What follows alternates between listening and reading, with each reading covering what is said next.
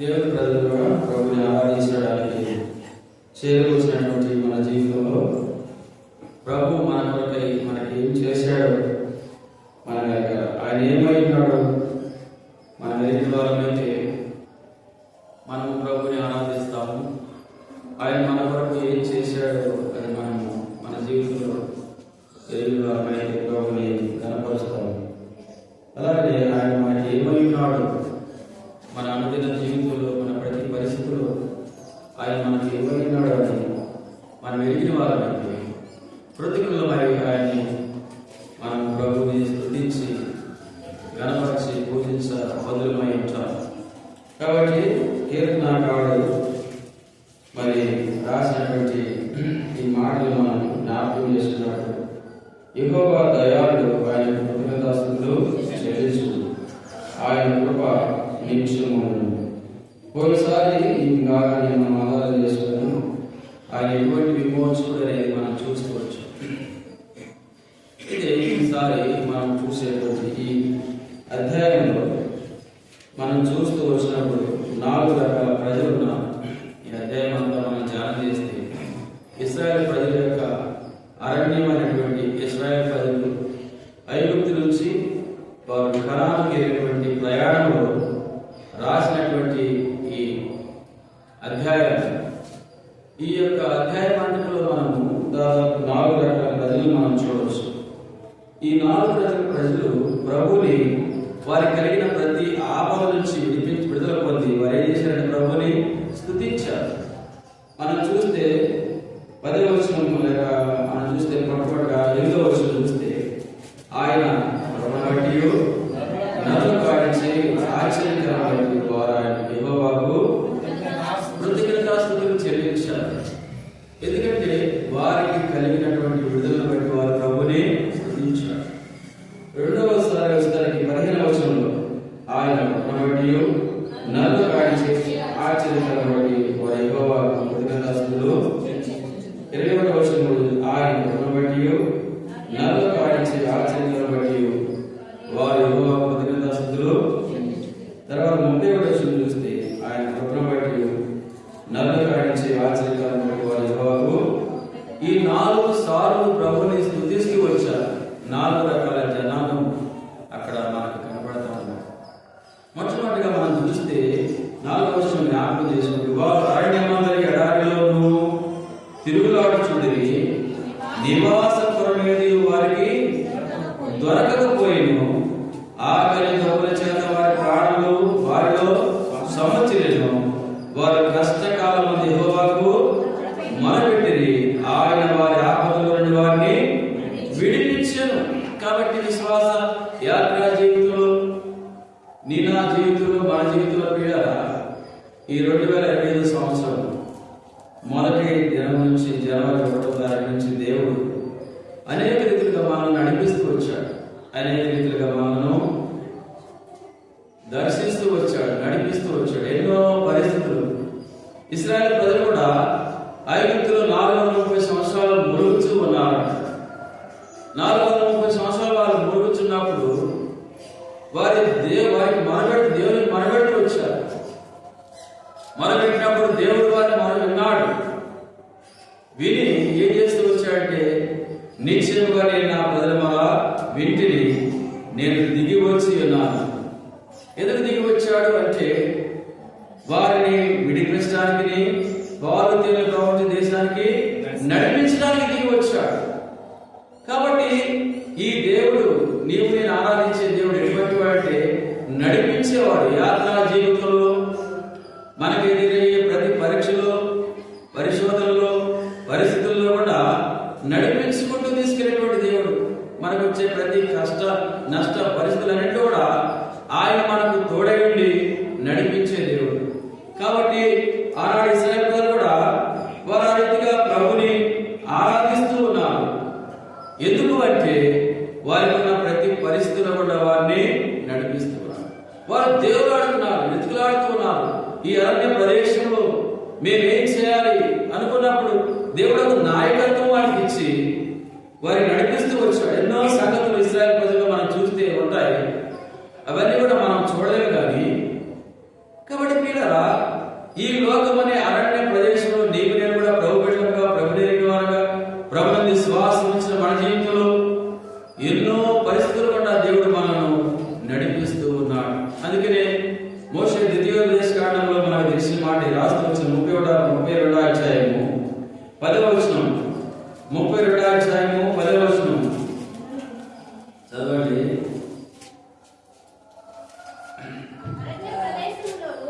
అరణ్య ప్రదేశంలోను భీకర ధ్వనిగల పాడైన ఎడారిలోను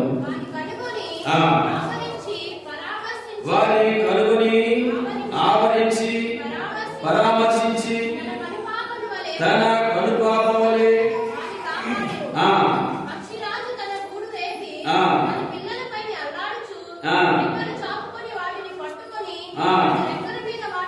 మోయినట్లు యెహోవాని నడిపించును, యెహోవా మాత్రమే వారిని. కాబట్టి దేవుని యొక్క విశ్వాస యాత్రా జీవితంలో ప్రభు బిడ్డలుగా ఇశ్రాయేలు ప్రజలను దేవుడు వారిని ఎలా నడిపించేవాడు? వారి అరణ్య ప్రదేశంలో భీకర గల ధ్వని గల పాడైనటువంటి ఎడారిలో. అరణ్యం అంటే ఎలా ఉంది? ఎన్నో క్రూరమైన జంతువులు, సర్పాలు, విష సర్పాలు, భయంకరమైనటువంటి స్థితి. వీళ్ళ ఒక వ్యక్తి అరణ్యంలో చెల్లిపోతే తిరిగి వచ్చే పరిస్థితే తెలియదు. ఆ అరణ్యంలో ఏ మూలకి వెళ్తారో కూడా తెలియదు. కాబట్టి ఈ లోకం కూడా అలా ఉంది. ఈ లోకం కూడా ఎలా ఉందంట?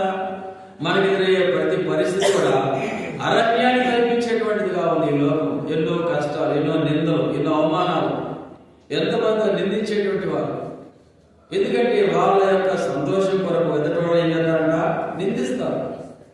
కాబట్టి ఈ పరిస్థితులన్నింటిలో కూడా ఈ ప్రభు, ఈ దేవుడు, నీవు నేను ఆరాధించే దేవుడు ఎటువంటి వాడు? సాగినవాడు. వారిని ఏం చేస్తూ వచ్చాడంటే ఈ భీకరమైన అరణ్య ప్రదేశంలో కూడా నడిపించాడు. నడిపించి ఏం చేస్తూ వచ్చాడంట? వారిని కనుపాపలే కాపాడుతూ వచ్చాడు. వారిని కనుగొని ఆవరించి కనుపాపలే ఆవరిస్తూ వచ్చాడు. మనకున్న ప్రతి పరిస్థితిలోనూ ఆయన సాలిదేవుడుగా ఉంటూ వచ్చాడు. ఆయన ఆవరిస్తూ వచ్చాడు.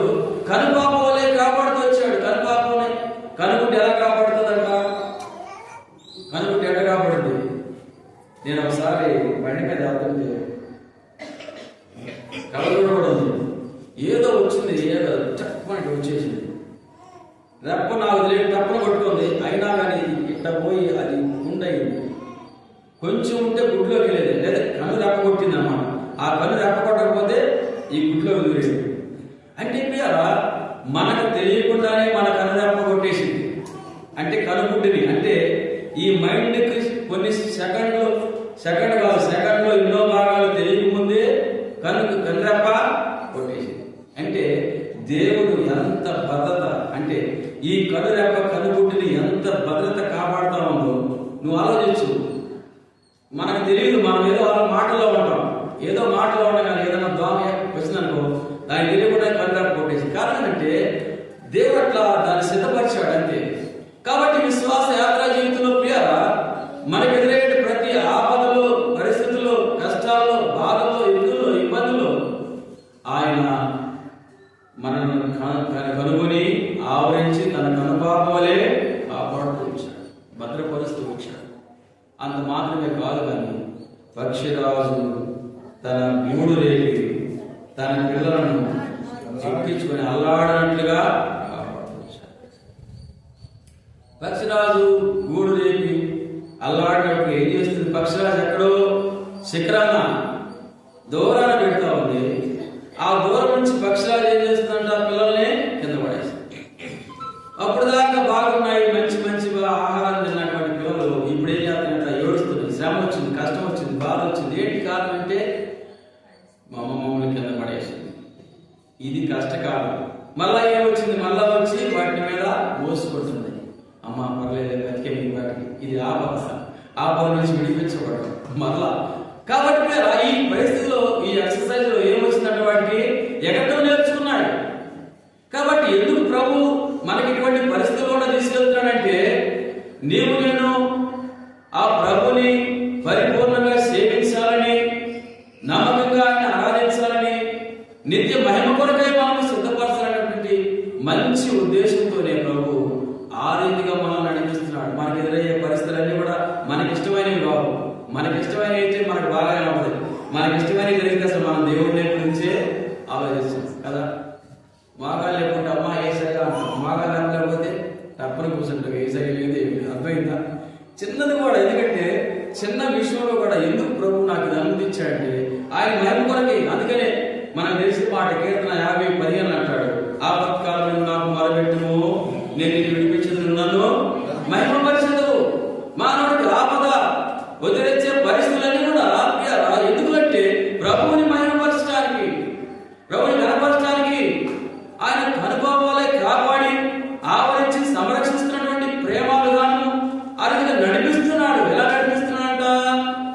ద్వితీయోపదేశకాండం 1:31 మనం చూస్తే చూడండి మాట. ద్వితీయోపదేశకాండము 1:31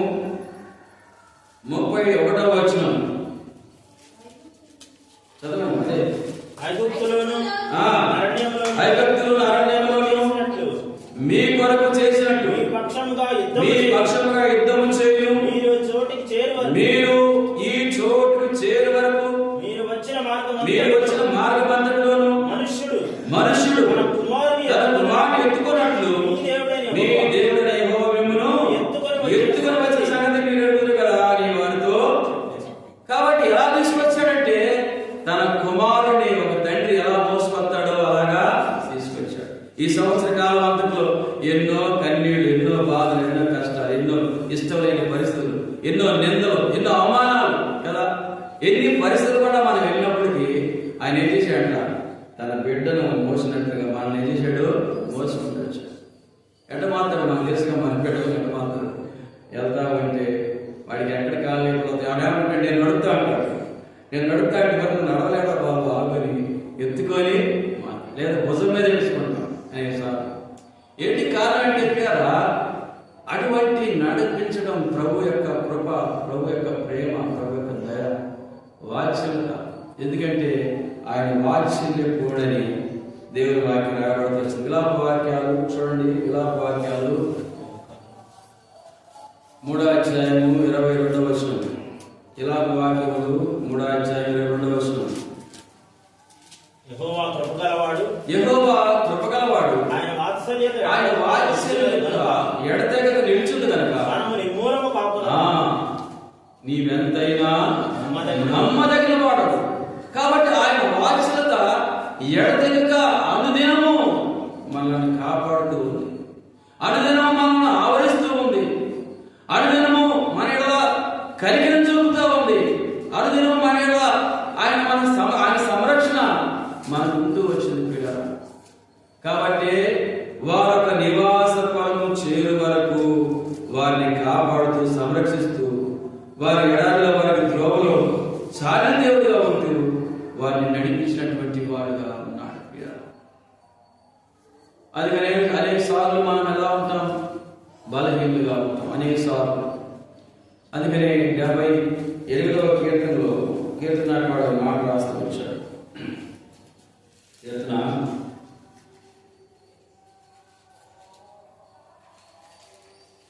75వ కీర్తన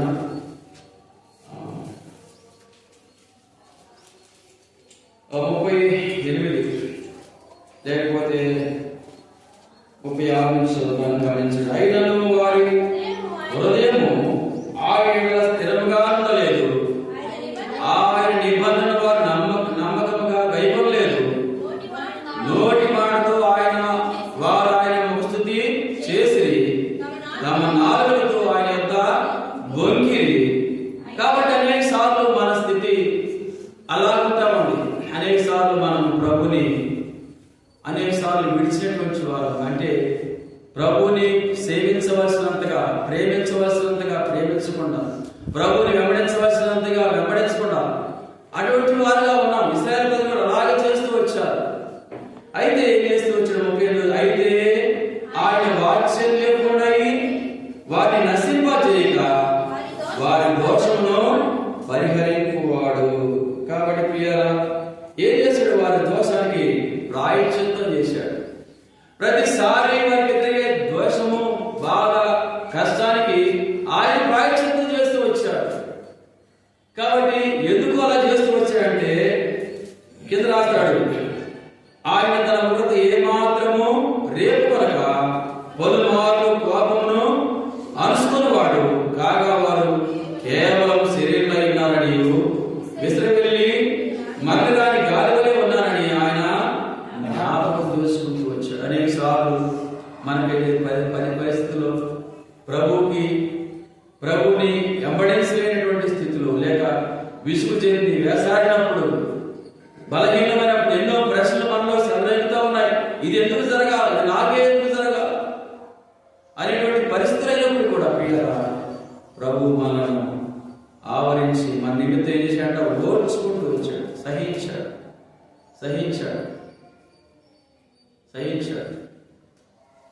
అందుకే 48వ కీర్తన యెషయా గ్రంథం 48:9 అంటాడు. 48:9 యెషయా గ్రంథం నేను నిన్ను నిర్మూలన చేయకున్నట్లు నా నామమును బట్టి నా కోపమును చేశాడ, నా కోపమును మానుకున్నాను, నా కీర్తి నిమిత్తం నన్ను కీర్తించు నిమిత్తం నీ విషయంలో నన్ను ఏం చేశాడు, నన్ను నేను దిగబట్టుకున్నాడు కదా. మన కుమారుడు ఏదో చేయగానే పట్టలేక చేసాడు, మామూలుడు కాదని బిగబట్టుకుంటాం. ఎందుకు? మన కోపాన్ని మనము అనుసుకుంటాం. కాబట్టి ప్రభు కూడా ఎంత చక్కగా చూస్తున్నాడు. చూసావా, ఎన్ని చేశారు మీరు మామూలు కాదు, ఎన్ని చేశారు ఈ సంవత్సరంలో, ఎన్నిసార్లు ఆ మాట అన్నారా? అయినా మీ నిమిత్తం నేను ఏం చేశాడ, దిగబట్టుకున్నా. ఎందుకు? మీరు మరలా నన్ను స్తుతించాలి, మీరు మరలా నన్ను మహిమపరచాలా, నన్ను కనపరచాలా, నన్ను కీర్తించాలా. అందుకే మీరు శరీరాన్ని నేను ఎరుగుదును. మీరు శరీరంలో ఉన్నారు, శరీరమైనటువంటి ఆలోచనలు మీలో ఉన్నాయి, నేను ఎరుగుదును. అందుకని నన్ను నేను దిగబట్టుకొని నా ఉదతను ఏమాత్రము రేపు కొనక అనుదినము నా వాత్సల్యతను మీకు చూపిస్తూ వచ్చారు. ఎంత కృపగలవాడు దేవుడు! ఎటువంటి నడిపింపు ఆయన మనల్ని నడిపిస్తూ వచ్చాడు. అందుని బట్టి మనం ప్రభువుని స్తుతించాలి, కనపరచాలి. చూడండి ఆ యొక్క కీర్తన 107వ కీర్తన 2వ ఇంకొక రకమైనటువంటి మనుషులు మనం చూస్తే 10వ వచనం ఇది మనం చూసినప్పుడు ఎంత గొప్ప నడిపించినప్పుడు, ఇప్పుడు మొదటిసారిగా 7వ వచనం అంటారు, ఆయన కృపను బట్టి నరులకు ఆయన ఆశ్చర్యాన్ని బట్టి. ఎందుకు 7వ వచనం అన్నారు, వారి యొక్క నివాసపురము చేరినట్లు చక్కని త్రోవ ఆయన వారిని నడిపించాడు. ఎవరంట నివాస స్థలం ఊరమ్మ ఆయనకి అంటే ద్వితీయోపదేశకాండంలో మోషే రాస్తున్నాడు. 33 ద్వితీయోపదేశకాండం 27 అంటాడు, శాశ్వతుడైన దేవుడే మనకు నివాస స్థలము, నిత్యమైన బాపులు మనకి నీ క్రింద నుండును. కాబట్టి శాశ్వతుడైన దేవుడే మనకు నివాస స్థలము, నిత్యమైనటువంటి నిత్య మహిమ కొరకై ఆయన మనం సిద్ధపరుస్తూ ఉన్నాడు. వారికి నివాస స్థలము పురము చేరే వరకు వారిని చక్కని త్రోవన వారిని నడిపిస్తూ వచ్చాడు. కాబట్టి వారు ఏం చేశారంటే ప్రభువుని స్తుతించారు, గణపరిచారు, ఆరాధించారు. ఈనాడు మనము సజీవులుగా ఉండి ఎన్ని పరిస్థితులు అయినా కానీ దేవుని సన్నిధిలో చేరి వచ్చామంటే కారణం ఏంటంటే ఆయన యొక్క కాపుదల, ఆయన యొక్క భద్రత, ఆయన యొక్క క్షేమం. కాబట్టి మనం ప్రభువుని స్తుతించారు. రెండవ అధ్యాయం 10వ వచనం మనం చూస్తే, దేవుని ఆజ్ఞకు లోబడక మహోన్నతుల తీర్మానమును తృణీకరించినందున బాధ చేతను ఇనప కట్ల చేతను బంధింపబడిన వారై చీకటిలోను అన్నజనంలోను నివాసము చేయవారు హృదయమును. కాబట్టి ఇటువంటి వారంట దేవుని యొక్క తీర్మానాన్ని తిరస్కరించేవారు. రెండో జాగ్రత్త, అనేక సార్లు దేవుని యొక్క తీర్మానాన్ని తిరస్కరించేవారు. ఇదే ఉండలే. చాలాసార్లు అటువంటి జాబితా కూడా వెళ్ళినప్పుడు దేవుడు వారి విషయం కూడా అనేక సార్లు సహిస్తూ వచ్చాడు. కాబట్టి చూడండి, ఒక మాట మనం చూస్తే మార్క్స్ వార్త మనకు తెలిసిన భాగమే. మార్క్స్ వార్త 5వ అధ్యాయము, అక్కడ ఒక వ్యక్తి ఉన్నాడు. మార్క్స్ వార్త 5వ అధ్యాయంలో ఎవరున్నారు? శానాదేవి బట్టి వాడు ఉన్నాడు. చూడండి, 5వ అధ్యాయం 1వ వచనం నుంచి కొంచెం చదవండి.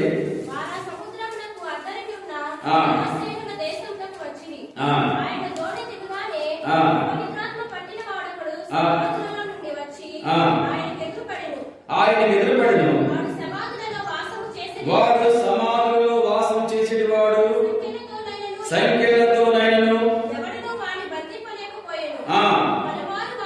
పలుమార్లు వారి కాళ్ళకును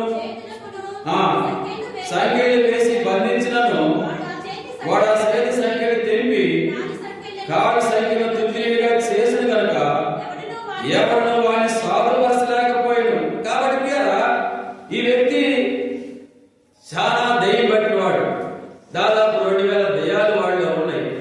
వాడు ఏం చేస్తున్నాడంటే తను తాను గాయపరుస్తున్నాడు, ఇతరులకి గాయం చేయించేవాడు. వాడు సమాధుల్లో వాసం చేసేవాడు. సంఖ్యలతో బంధించిన వాటిని తుంచివేశాడు, కాళ్ళ సంఖ్యలు తుత్తినేలుగా చేశాడు.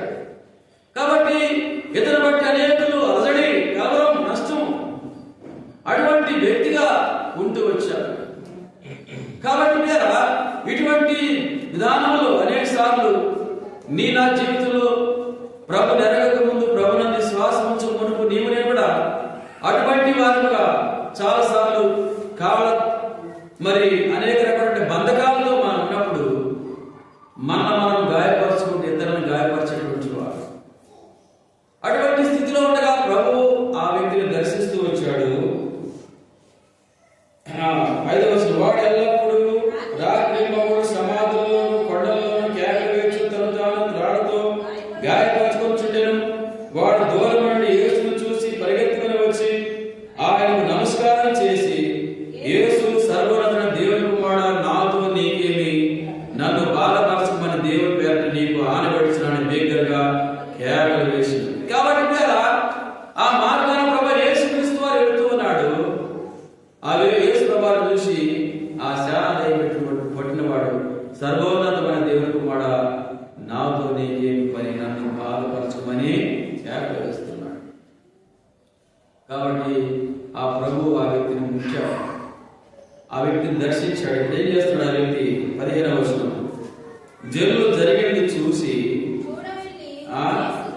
15వ వచనం 5:15 వచనం, జనులు జరిగినది చూడవెళ్ళి యేసునందుకు వచ్చి సేనాను దయ్యం పట్టినవాడు బట్టలు ధరించుకొని స్వస్థసిద్ధుడై కూర్చుని చూసి ఇప్పుడేం చేస్తున్నాడంట?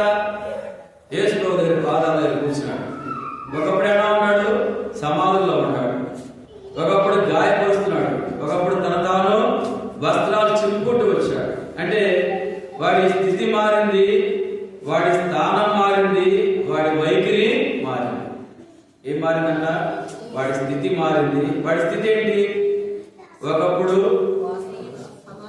వస్త్రాలు లేని వాడి స్థితి ఇప్పుడే బట్టలు ధరించుకొని, వాడి స్థానం ఎక్కడ? ఒకప్పుడు సమాధులు, ఇప్పుడు ఎక్కడ? ప్రభు దగ్గర. మూడవది వాడి యొక్క వైఖరి మారింది. వైఖరి ఏంటి? ఒకప్పుడు ఇతరులని గాయపరిచాడు, ఇప్పుడు మౌనంగా. అంటే ప్రభు ఎప్పుడైతే ఆ వ్యక్తిని దర్శిస్తూ వచ్చాడో తన జీవితం మార్చబడుతూ వచ్చింది.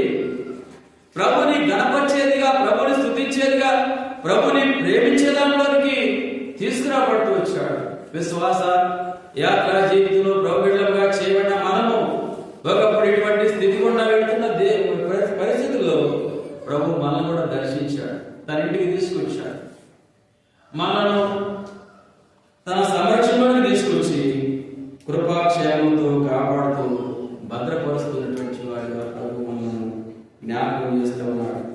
అలాగే మనం జ్ఞాపకం చేసుకుంటే ఇంకో ఏడంటారంట, చీకటిలోను వేంటారు వాళ్ళు. 14వ వచనం మనం చూస్తే వారు వారి కట్లకు తెంపివేసి చీకటిలో నుండి మరాంధకారం నుండి వారిని రప్పించను. అప్పుడు అన్నాడు, ఆయన కృపను బట్టి నన్ను కాయించి ఆశ్చర్యకాలను బట్టి యెహోవాకు వారి కృతజ్ఞతాస్తుతులు చెల్లించుచున్నారు. కాబట్టి అనేక సార్లు దేవుని యొక్క తీర్మానాన్ని తిరస్కరించినటువంటి జాగ్రత్త. అందుకని దేవుడు ఒక మాట రాయబడుతుంది ఎఫెసీ పత్రిక 2వ అధ్యాయం. పౌలు ఎఫెసీ రాసిన పత్రిక 2వ అధ్యాయం 3వ వచనం మనం జ్ఞాపకం చేసుకుంటే, వారితో కలిసి శరీరం యొక్క మనసు యొక్క కోరికలను నెరవేర్చుకొనుచు మన శరీరాశను అనుసరించి మునుపు ప్రవర్తించిన కడమ వారి వలె స్వభావ సిద్ధంగా దైవోగ్రతకు పాత్రలమై ఉంటుంది. దేనికన్నా? దేవుని ఉగ్రతకు. కాబట్టి వారితో కలిసి శరీరంతో ఆత్మ యొక్క లేదా శరీరం యొక్క కోరికలు నెరవేర్చుకున్నటువంటి వారుగా దేవుని ఉగ్రతకు పాత్రలవుతూ వచ్చారు. అయితే 4వ వచనం, అయినను దేవుడు కరుణాసంపన్నుడై మనము ఆయన మన అపరాధముల చేత చచ్చిన వారైనటువంటి సైతము మన ఎడల చూపిన తన మహా ప్రేమ చేత మనల్ని క్రీస్తుతో కూడా ఏంటంట బ్రతికించాడు. క్రీస్తుతో కూడా బ్రతికించాడు.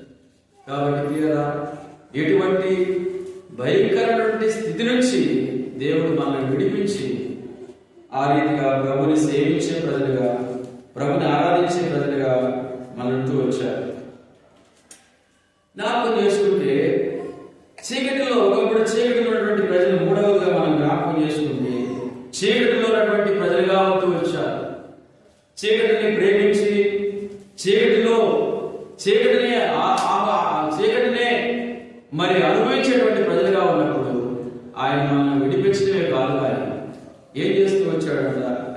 ఒక మాట చూస్తే యోహాను సువార్త 11వ అధ్యాయం, వారి కట్లు విప్పాను. యోహాను సువార్త 11వ అధ్యాయం 43-44 వచనాలు చదవండి. యోహాను సువార్త 11.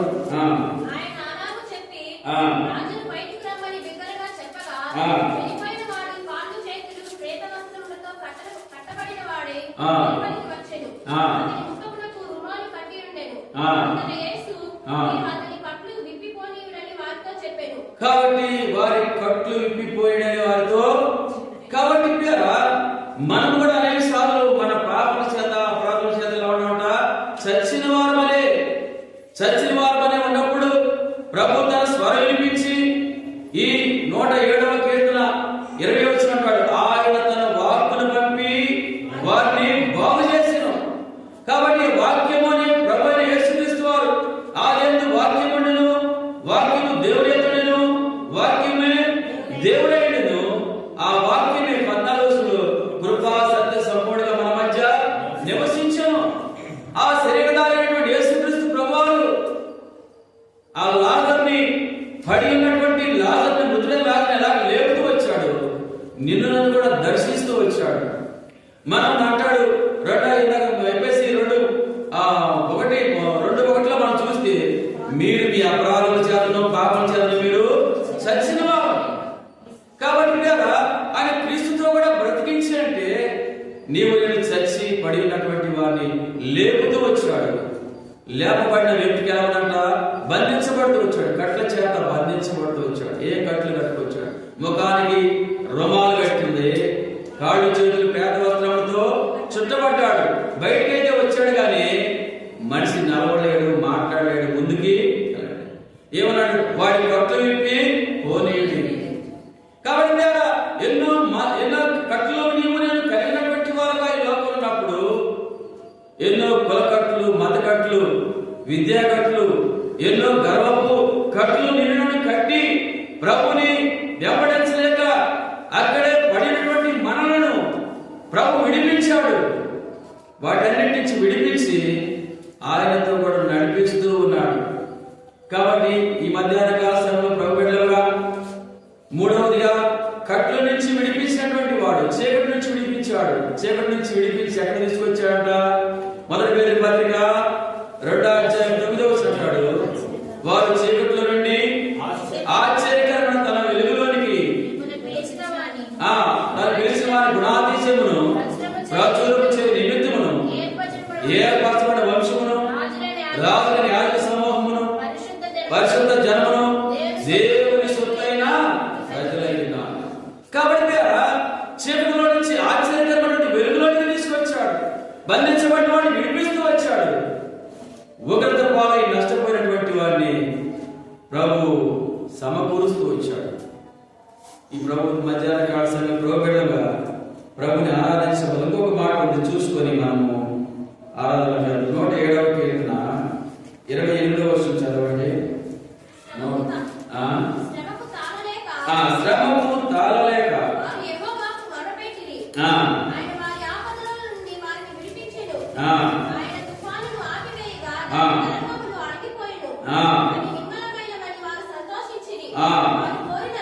వారు కోరిన రేవునకు ఆయన వారిని. కాబట్టి శ్రమకు తాళలేక ఎన్నో పరిస్థితులు, శ్రమ, దుఃఖము, కష్టము, ఎన్నో పరిస్థితులు ఎదురైనప్పుడు ప్రభు వాటన్నిటి నుంచి విడిపించినటువంటి వాడుగా అవుతూ ఉన్నాడు. అనేక సార్లు శ్రమ ఎదురవుతున్నప్పుడు, ఎన్నో కష్టాలతో ఉన్నప్పుడు మనుషులు కలిగే బాధలు. న్యాయాధిపతుల గ్రంథము ఒక మాట చూస్తే, న్యాయాధిపతుల గ్రంథము 6వ అధ్యాయము, న్యాయాధిపతుల గ్రంథం 6వ అధ్యాయము 1వ వచనం.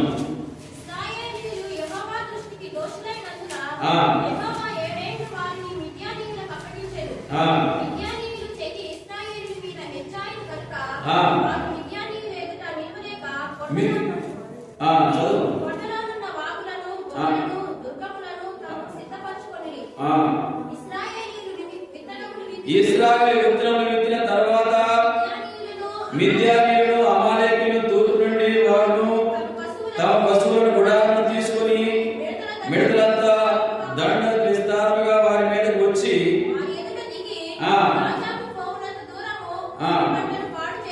వారి పంటను పాడు చేసి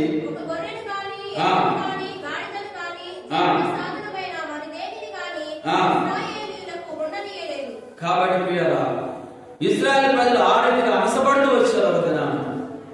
మిద్యానీయులు వచ్చి మీరు పంట వేసుకుంటే ఆ పంటను తీసుకెళ్లిపోతున్నారు, వీరి పశువులు తీసుకెళ్లిపోతున్నారు, వీళ్ళకి కలిగిన జీవనోపాధి మొత్తం కూడా తీసుకెళ్లిపోతున్నారు. ఇప్పుడు గిద్దెలు ఏం చేస్తున్నా అంటే గారు చోట కూర్చొని కొన్ని తీసుకొచ్చి ఎవరు ఏం చేస్తానంట దొరగొట్టుకుంటున్నాడు. ఎందుకు? ఈ పూట గంజిగా వస్తున్నాం, ఈ పూట గంజిగా వస్తున్నాం. కాబట్టి మీరు అటువంటి పరిస్థితి వచ్చింది. ఇప్పుడు ప్రభుతో వచ్చి ఏం మాట్లాడుతున్నాడు? విద్య 11వ వచనం చూడండి.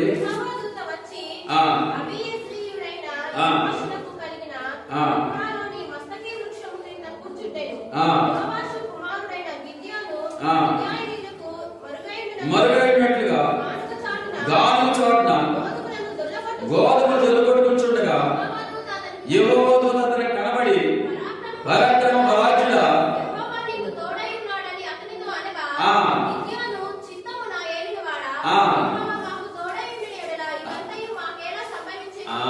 చాలు. ఏమన్నాడు? యెహోవా మాకు తోడై ఉంటే ఈ పరిస్థితులు మాకు ఎందుకు వస్తాయి? అనేక సార్లు మనం కూడా అలా ఉంటున్నాం కదా. దేవుడు మాకు తోడై ఉంటే ఇది ఎందుకు దాపరిచిందయ్యా, మాకు ఈ పరిస్థితి ఎందుకు అయ్యా, ఈ రోగం ఎందుకయ్యా, ఈ బాధ ఎందుకయ్యా, ఈ కష్టం ఎందుకయ్యా, ఈ కరువు ఎందుకయ్యా? కానీ ప్రియరా, వారి కష్టకాలంలో శ్రమకు తాళలేక వారు యెహోవాకు మొరపెట్టి ఆయన వారి ఆపదల నుంచి వారిని విడిపించెను. కాబట్టి బలకరమైన ఏమన్నాడు? పరాక్రమమైనటువంటి బలవంతుడా, యెహోవా నీకు తోడై ఉన్నాడు అన్నాడు. యెహోవా మాకు తోడై ఉంటే ఈ పరిస్థితులన్నీ మాకు ఎలా సంభవించుతున్నాయి? అనేక సార్లు ప్రియారా, ఈ కష్టాల పరిస్థితులన్నింటిలో మనం అనేక సార్లు అలాగే అనుకుంటాం. అందుకని యెషయా గ్రంథకర్త వచ్చాడు. చూడండి మాట, యెషయా 49వ అధ్యాయము, యెషయా 49:13. శ్రమనందిన తన జనుల యందు జాలిపడి యెహోవా తన జన ఓదార్చున్నాడు. ఆకాశమా ఉత్సాహించుము, భూమి సంతోషించుము, పర్వతములు ఆనందం చేయి. అయితే సియోను, యెహోవా నన్ను విడిచిపెట్టెను. ఏమన్నాక? సియోను దేవుడు తల్లి అనుకున్నారు, యెహోవా నన్ను విడిచిపెట్టాడు, ఆయన నన్ను మర్చిపోయాడు అనుకుంటూ వచ్చాడు. అయితే 15వ వచనం అంటాడు, స్త్రీ తన కర్మ అనుకుంటున్నాడు, బిడ్డలను కర్మ అనుకుంటాడు, పిల్లలను మర్చుకున్నాడు.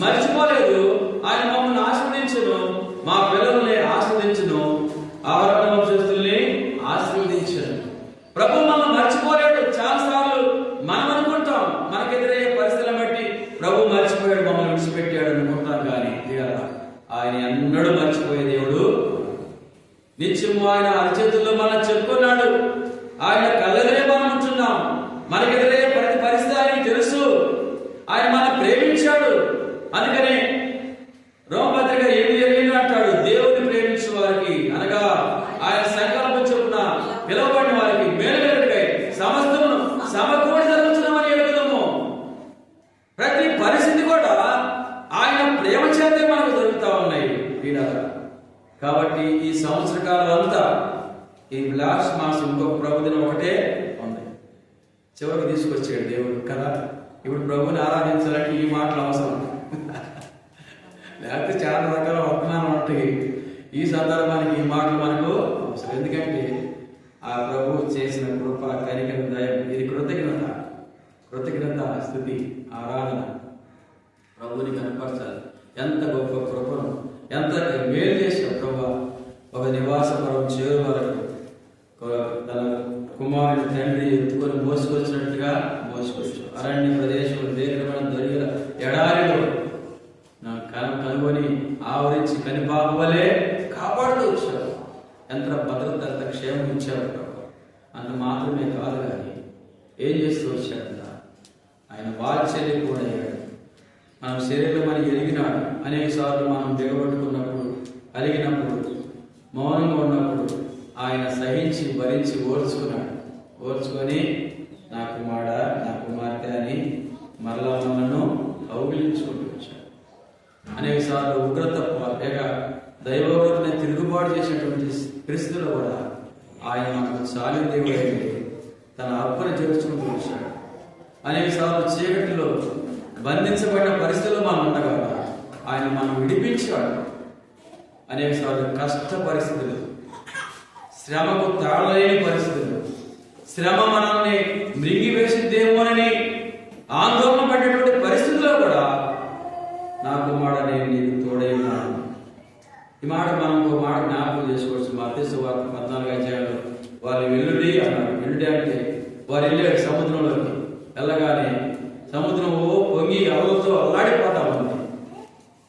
ఏ ప్రభు అయితే వారితో మాట్లాడాడో అదే ప్రభు వస్తుంటే ఏమన్నారు ఆయన్ని? మగోతం అంటారు. ఒక్కోసారి రక్షించేవాడే మనకు అట్టగా పడతాడంట. రక్షించేవాడే, ప్రేమించేవాడే, పోషించేవాడే మనకు అట్టగా పడతాడు, భూతంలాగా కనపడతాడు. అప్పుడు నేనే భయపడబడి. కాబట్టి మీకున్న పరిస్థితులు, భయాలు, మానవుడికి ఎన్నో భయాలు, లోకములు ఎన్నో భయాలతో అనుదినము భయాలతో కృంగిపోయేటువంటి పరిస్థితులు. నిద్ర పోయేటప్పుడు, నిద్ర లేచినప్పుడు, విన్నప్పుడు, వార్త తిన్నప్పుడు, ఏదైనా వార్త తిన్నప్పుడు భయం, ఆందోళన. అయ్యో ఏమైంది? ఇంటికి ఒక వార్త వస్తే ఒక భయం.